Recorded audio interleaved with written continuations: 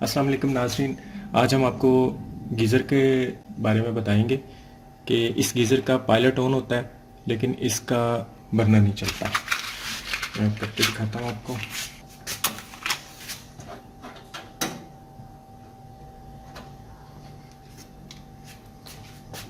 ये नाज़रीन इसका पायलट ऑन हो चुका हुआ है, लेकिन ये मैं इसको छोड़ूंगा, ऑन करूंगा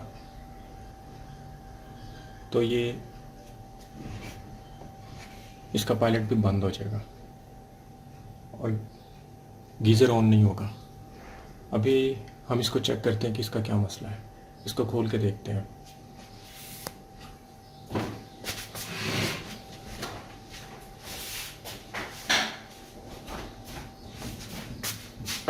सबसे पहले इसका वाल्व बंद करेंगे, गैस का वाल्व बंद कर देंगे और ये नाल उतारेंगे, ऊपर वाली भी ये बेशक लगा रहने दें। इसका ऊपर वाला टॉप उतार देंगे।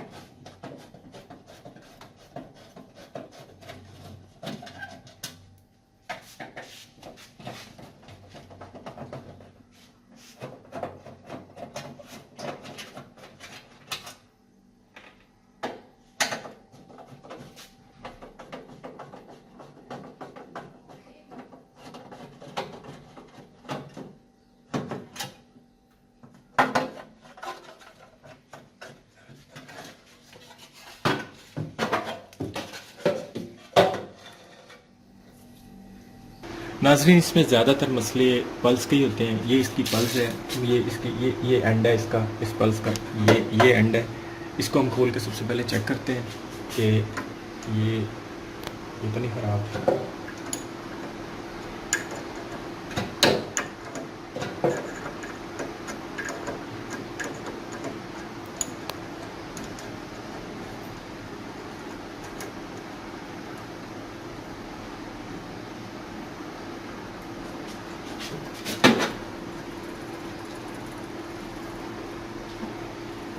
नाज़रीन, ये इसका यहाँ पे पायलट ऑन होता है।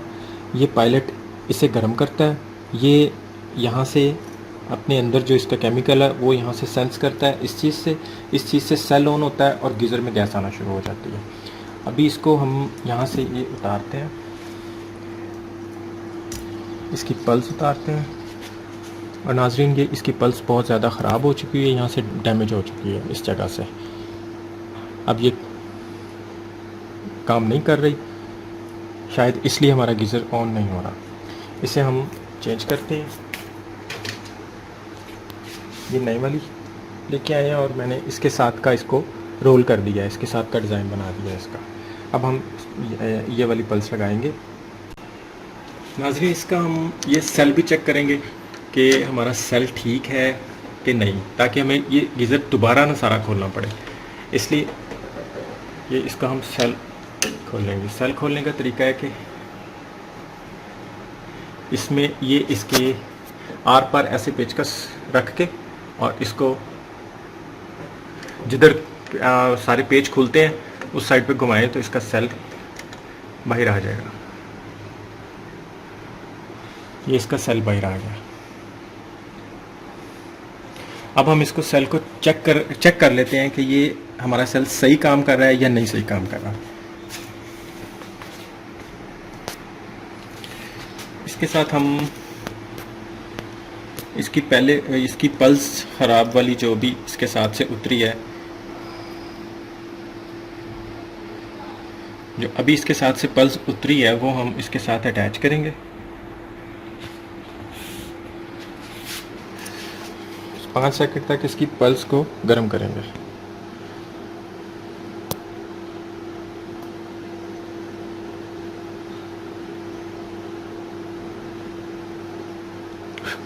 ये नाज़रीन, ये देखें, ये इसकी पल्स इस वक्त काम नहीं कर रही। अगर ये पल्स ठीक होती, ये हमारा सेल जो है ये यहाँ पे रुक जाना था। ये अभी से हमारा सेल सेम पहले जैसा वर्क कर रहा है। इस पल्स ने इसको कोई सिग्नल नहीं दिया, जिसकी वजह से ये पहले वाली वर्किंग कंडीशन में है। अभी हम इसकी पल्स जो नई लाए हैं वो चेंज करके देखते हैं।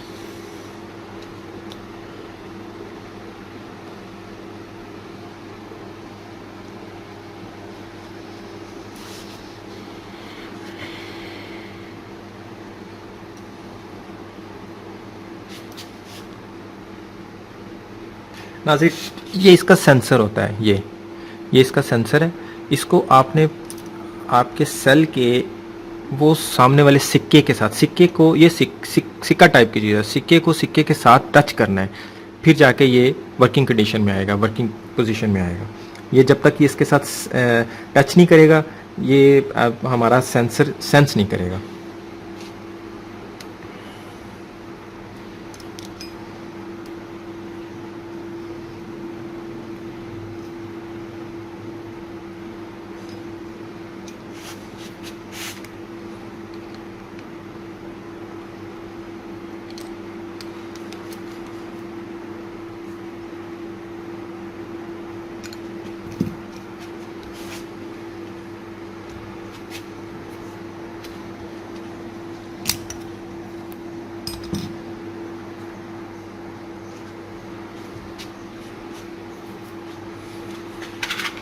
हम पहले की तरह इसे नए वाले सेंसर को चेक करते हैं।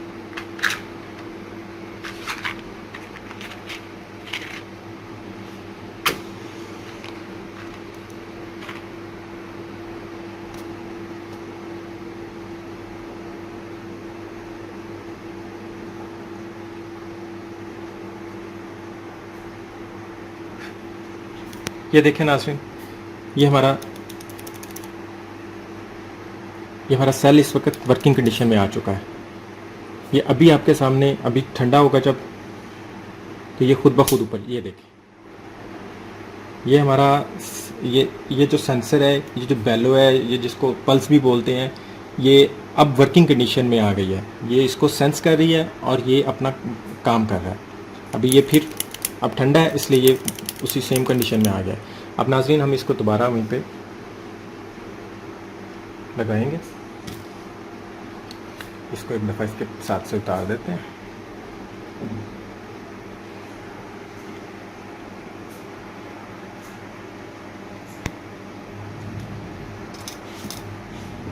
हम अपने सेल को दोबारा उसकी जगह पे लगाएंगे, ले आओ।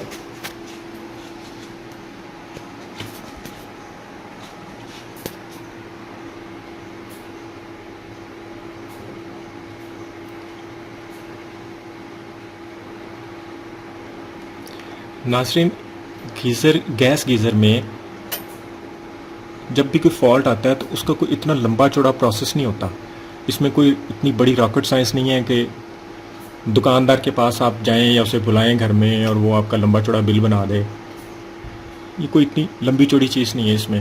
नॉर्मली इसमें ये दो चीज़ें हैं बस।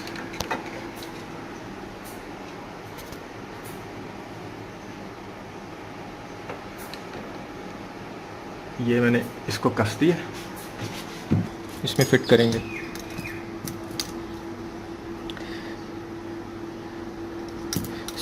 नई वाली पल्स की ये एडजस्टमेंट होती है, इसके अंदर जब आप इसको फिक्स करेंगे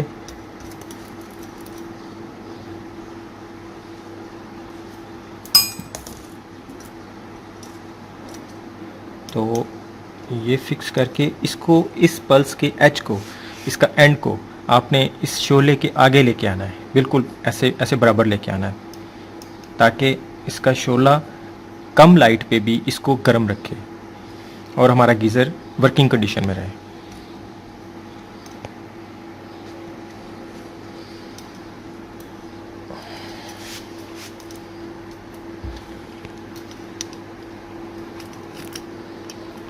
नाज़रीन, इसको प्लास से दब नहीं आनी चाहिए। दब आएगी तो इसके अंदर का जो केमिकल है वो वर्क नहीं करेगा। यस, ले नाज़रीन, ये इसके एच पे आ गया।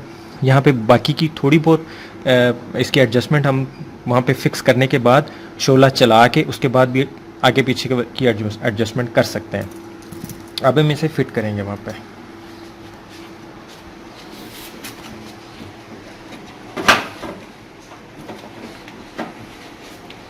ये इस साइड पे आएगा।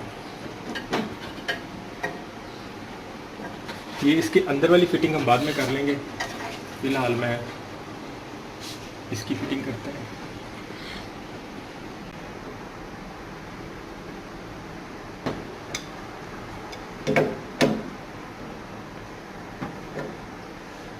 ये ठीक हो गया। अभी हम इसकी पल्स को इंस्टॉल करेंगे। लास्ट में वही बात जो मैंने आपको पहले बताई थी कि इसके सेंसर को आपने उसके साथ बिल्कुल उसके सेंटर में टच करवाना है। यहाँ पे टच करवाना है और थोड़ी देर इसको यहाँ पे इसको थोड़ा यहाँ पे स्टिल रख के दबा के और फिर उसके बाद नट कसना है। इस नट की लीकेज का कोई इशू नहीं होता है क्योंकि इसने सिर्फ उसको सेंस करवाना है, गैस की यहाँ पे क्रॉसिंग नहीं है। बहुत ज़्यादा भी कसने की ज़रूरत नहीं है, बस नॉर्मली यहाँ पे जितना आपको मुनासिब लगे बस वो कस देना है बस।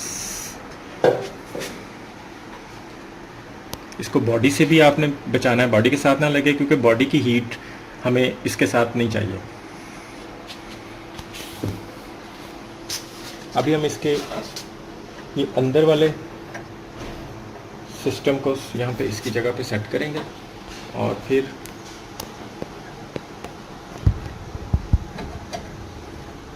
उसको किसी चीज़ के साथ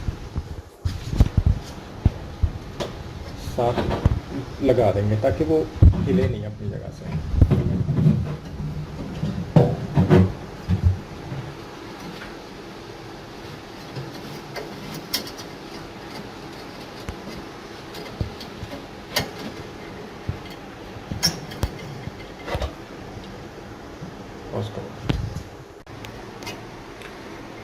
मैंने इसको यहाँ पे भी अटैच कर दिया है।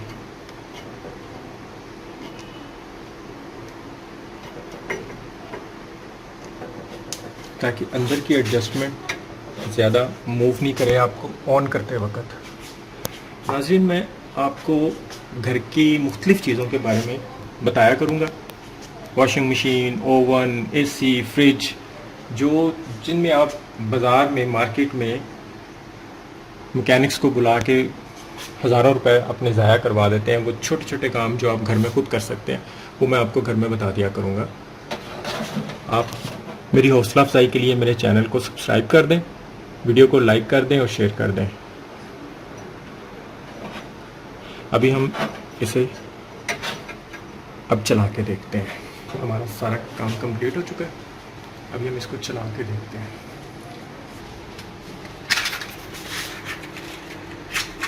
अभी हम इसको ऑफ पोजीशन पे लाते हैं और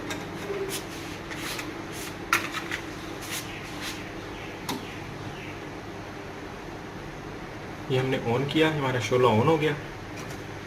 अभी हम इसको छोड़ देंगे और इस बटन को ऑन पे लेके आए, हमारा गीज़र ऑन हो गया।